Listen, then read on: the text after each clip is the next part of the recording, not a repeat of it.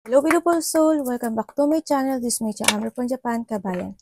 Capricorn, this reading is for you, May 11 to 17. Maraming salamat muna sa aking mga subscriber, new subscriber, cross-watcher, at sa mga bagong pasok dyan. Welcome na welcome sa bahay ni Ate Aimee. Salamat din sa nakataba ng puso ninyong mga comments at sa mga nagpa-personal reading. Marami pong salamat. Kung gusto nyo na energy nyo lang talaga, ang gusto nyo makuha natin, all the details para sa personal reading ay nasa ibaba ng video na ito. This is a general reading, hindi mo to personal reading. Kunin mo lang ang sayo at itapon ang hindi naman sayo. Maaring vice versa, energy mo, energy ng person mo, energy ng malapit sa puso mo. Nangyari, nangyayari, or mangyayari pala. Use your own intuition, lawakan natin ating isipan. Gawin nyo lang itong guide. Kasi kayo pa rin magbabago ng buhay nyo. Okay, iba sa inyo may baby. No. Sabihin, may mga buntis, o may mga anak, or there's a new member of the family. Yun ang nakita ko. Maaring a new pet, maaring new baby, newborn baby, or may buntis o mabubuntis. Yun ang nakita ko. May mga kasiyahan, ako nakakita sa iba, may mga papuri, o may mga tao na magbibigay sa ng pagmamahal, o may tao na o ikaw ang magbibigay. There's a shipment happen into your life. Sa iba sa inyo, siguro magkakaroon ng growth, or may mga achievement, or may mga luck happening. Ako nakikita dito, sa iba extension no? May mga positivity situation naman na magaganap sa'yo. Pero siguro, there's a feeling, emotions. Ako nakikita sa'yo. May emotion Sana hindi lahat. May sinasabi na sasakyan, vehicles, lahat basta may gulong. Yun ang nakikita ko. May something vehicles situation. Hindi ko alam kung bibili ka ng vehicles, magpapagawa ka ng vehicles. Yun nakikita ko. And also, there's a travel.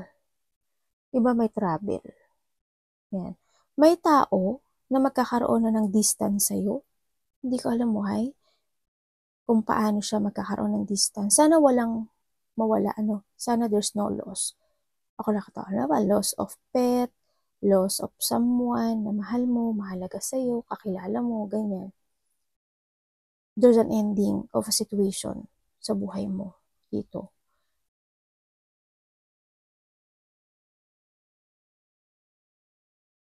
May sadness and depression. Siguro yun? A past situation sa nakikita ko dito? Siguro ganun. Kasi may beginning ka niya.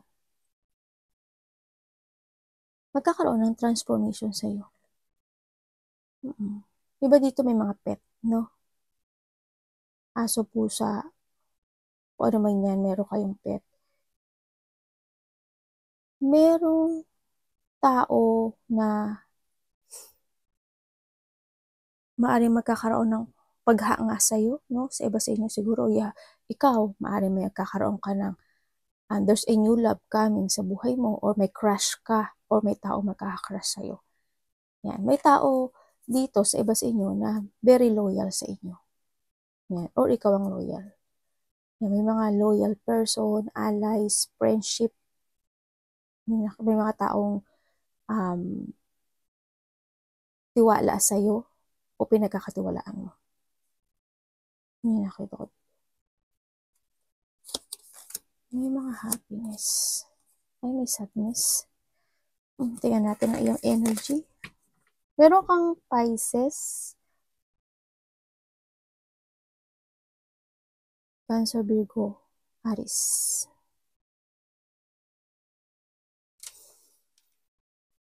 Tingnan natin. Energy mo.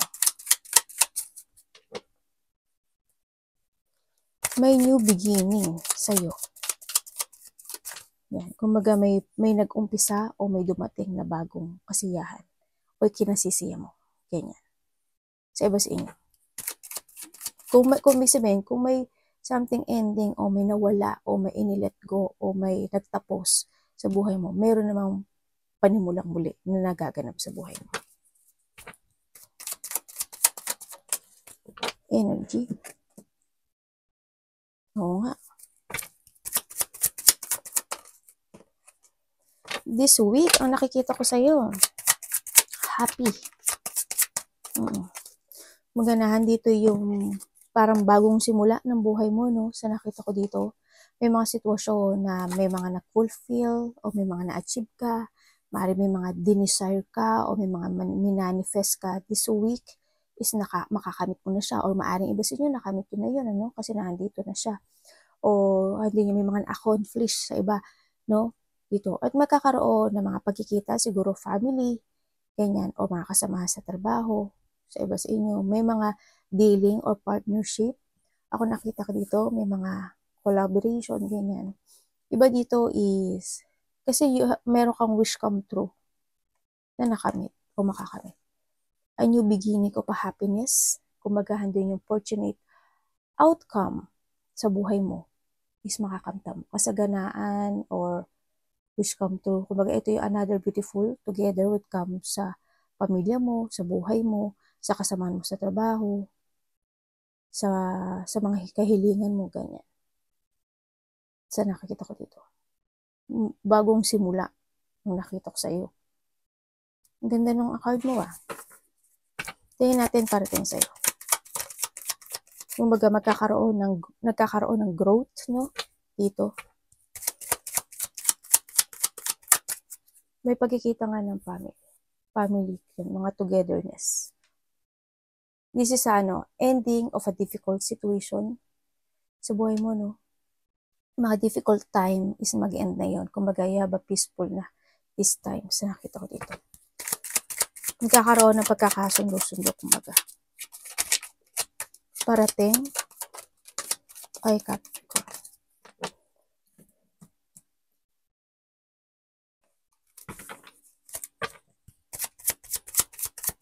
Ano ito, universe?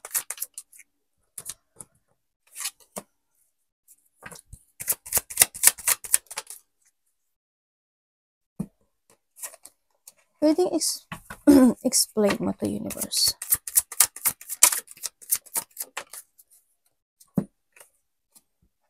Okay. Okay.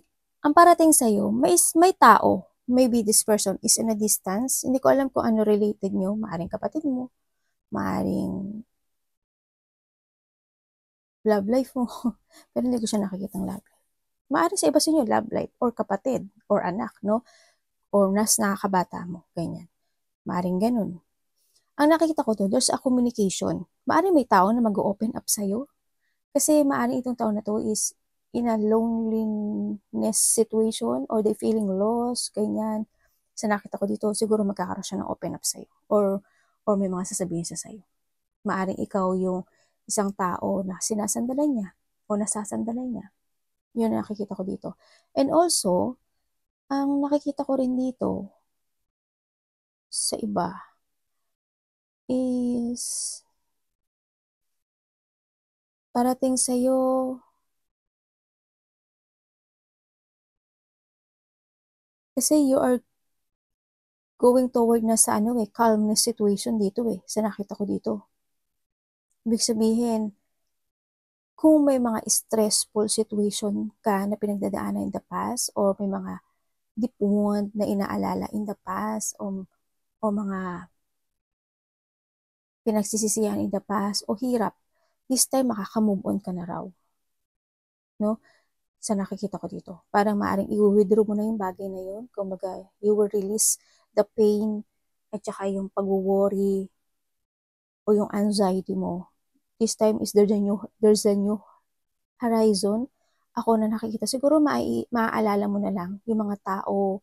Iba sa inyo siguro maaalala niyo o mariremanizing nyo yung past situation nyo in the past. Maaari mga tao na disconnected na sa'yo, mga tao na winidrew mo, ganyan. Sa nakikita ko dito. Kaya mawawala na yung stressful mo. Kumbaga mawawala. May tao na aalis. May tao na umalis. O may taong aalis. O may umalis. May namatay ba? Sorry naganito ko. Siguro in the past may namatay na tao. No? O someone's abandoned. Yun ang nakikita ko dito.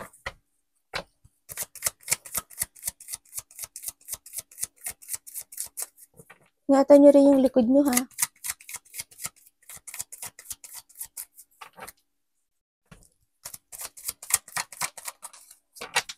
Iwasan. Bakit po?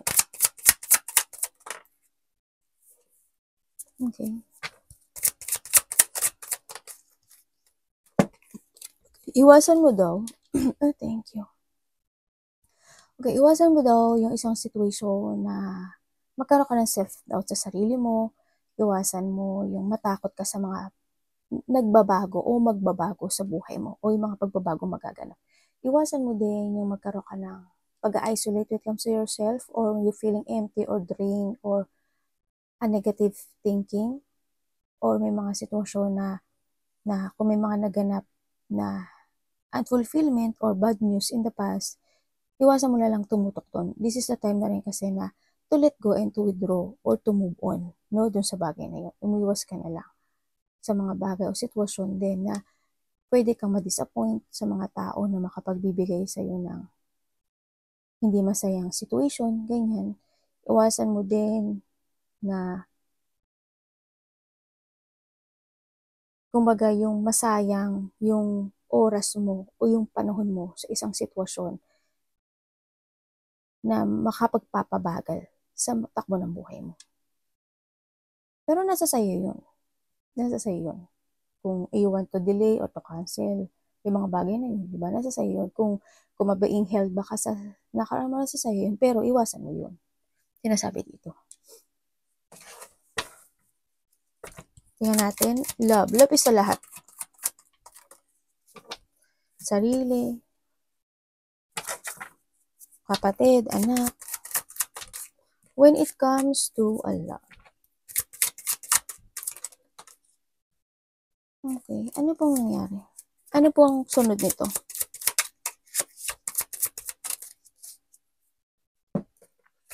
Okay, when it comes to a love, sa nakikita ko sa'yo dito, kung kayo man nagkahiwalay, nitong taon na to, nahandun yung, kasi alam mo, when it comes to a love, kasi nawala na yung pagmamahal eh, no? Isa sa inyo, wala na yung pagmamahal. Isa sa inyo is, alam mo, may bad news ako nakita sa'yo dito. May bad news.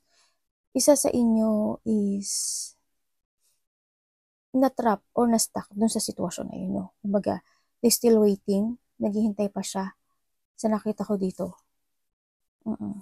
Naghihintay pa siya ng, maaaring nagtatanong-tanong siya sa kaibigan mo or ikaw ito o ini-spy ka pa niya in a social media o tinitingnan-tingnan ka niya.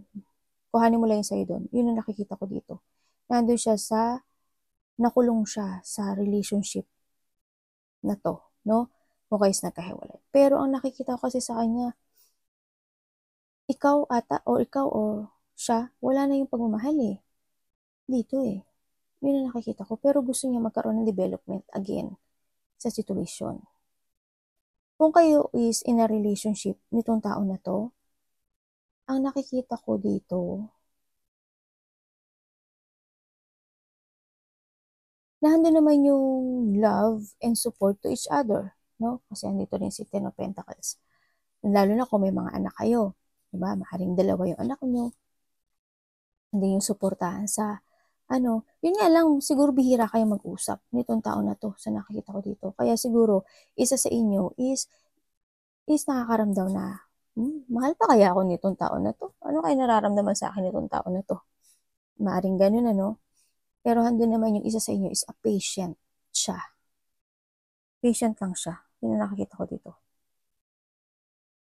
Handun yung sitwasyon na siguro may mga time o panahon na hindi nagiging supportive. Siguro. Diba? Siguro isa, kinikim na lang niya yung sarili niya. Nararamdaman niya. Baka ganun yung relationship niyo, no? Sa nakita ko dito. Kaya, ang nakita ko to parang not interested sa ibang bagay, sa ibang sitwasyon. Pero kahit hindi kayo nag-uusap eh. Minsan lang. Kasi alam niyo yung direction niyo sa sarili niyo. May separation, ano. Kung kayo is single,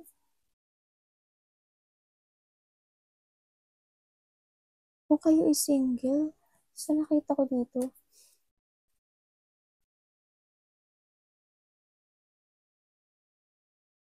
Patient. Ang sinasabi dito. Patient. Kumbaga, itama mo muna yung pero may commitment ako nakakita sa iyo. May commitment, pero itong tao na to parang manggagaling din siya sa broken situation eh. Kung magkakaroon siya ng kayo ng bago ha. Yung tao na yung manggagaling rin siya sa broken situation. Kamusta yung money ni Capricorn?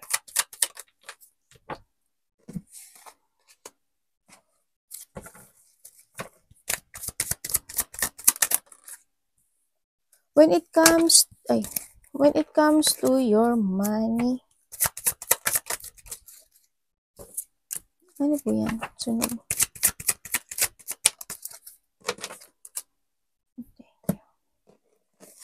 When it comes to your money, minsan wala sa plano mo na ilalabas mo yung pera mo.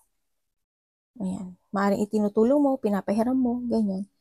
No? Kung may mga hindi kasama sa plano na napagkakagasusan mo. Halimbawa, alam naman natin na ito pambayad sa kuryente, sa tubig, sa ilaw, sa apartment, di ba? Ganun. Pero may mga point ng buhay mo na hindi kasama sa plano pero may mga biglaang paglabas ako nakikita sa iyo. Maaaring biglang pagtulong, biglang pagsuporta, mga ganun. Yun ang nakikita ko sa iyo. When it comes to money, nakikita ko naman na pinag-iisipan mo. Pinag-iisipan mo talaga kung ano yung pagkakagastusan mo. Kasi, nandun yung takot mo eh, no? Yung takot mo na baka ganito, baka ganyan, baka walang mapuntahan o hindi maging maganda o mag-success yung pera ko. Pero yun nga, siguro, yung iba dito, bad habit or hindi ko naman, yung pagtulong hindi naman siya bad habit, pero kung ma-over is bad habit na yun. At hindi ka magtitira sa sarili, bad habit yun. Pero it's up to you, pera mo yan. Diba? Yun ang nakikita ko sa iyo. Pero, handun pa rin naman na umaasa ka. May mga inaasahan ka actually eh, no? Maring may mga tao na tumutulong sa iyo or may tao na tumutulong sa iyo or may tao ka na tinutulungan when it comes to money or handun yung umaasa ka dun sa next na sahod mo. Yun nakita ko. Yan yung opportunity.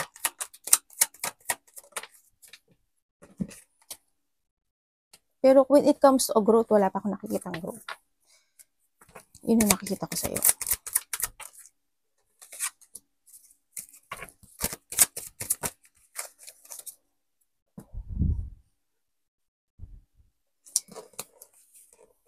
Opportunity. Sa nakita ko sa iyo,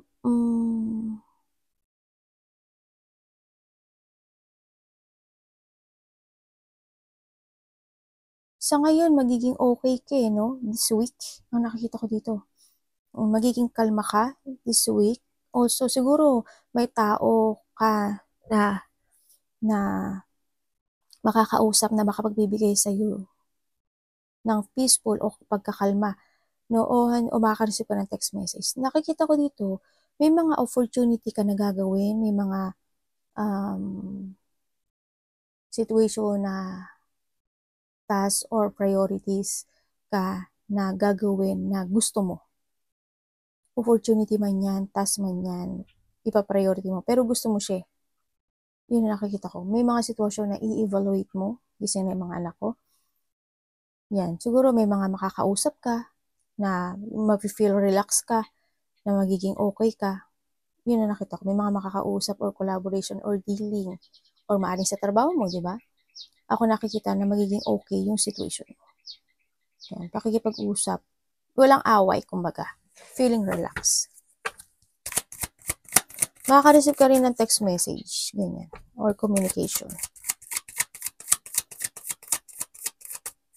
Payapa ang week mo this week sa iba, magkakaroon ng kapayapaan or mas more ka magre-relax or need mo mag-relax or need mo ng mental peace this week. May pagre-rest. Yan. Baka iba sa inyo is merong resting time. Kasi may anak ko. Dali lang na.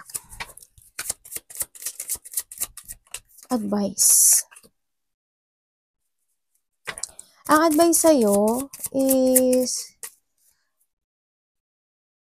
may mga bagay o sitwasyon na kailangan mo na i-release sa buhay mo o alisin o baguhin, no? May mga bagay o sitwasyon na i-reclaim mo yung power mo, magkaroon ka ng controlling sa sarili mo, umalis ka in a toxic situation, relationship, or a bad habit, ganyan. May mga sitwasyon na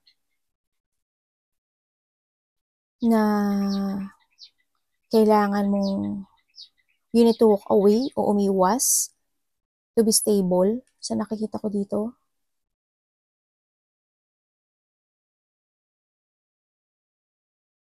put some effort, no? Put some effort to recover, put some effort to success, o mag-focus ka sa mga wish come true mo this time. Yun ang nakikita ko. Kung kinakailangan na huwag ka magano mag-isip every night or mahatak ng nakaraan, iwasan mo na lang din yun sa nakikita ko dito. Focus to enlighten, to recover. Kung mag-enjoy mo yung buhay, ilaya mo yung sarili mo sa mga situation na makakapagpapabigil sa'yo para ikaw is lumago o mag-success pa into your life. O ma-stagnant, iwasan mo yun, no? Ma-stagnant ka sa mga bagay-bagay o sitwasyon mo into your life. Focus sa stability, focus sa mga tao na nagbibigay sa'yo ng halaga. Yun na nakikita ko sa'yo. Arigato namaste, Carlos.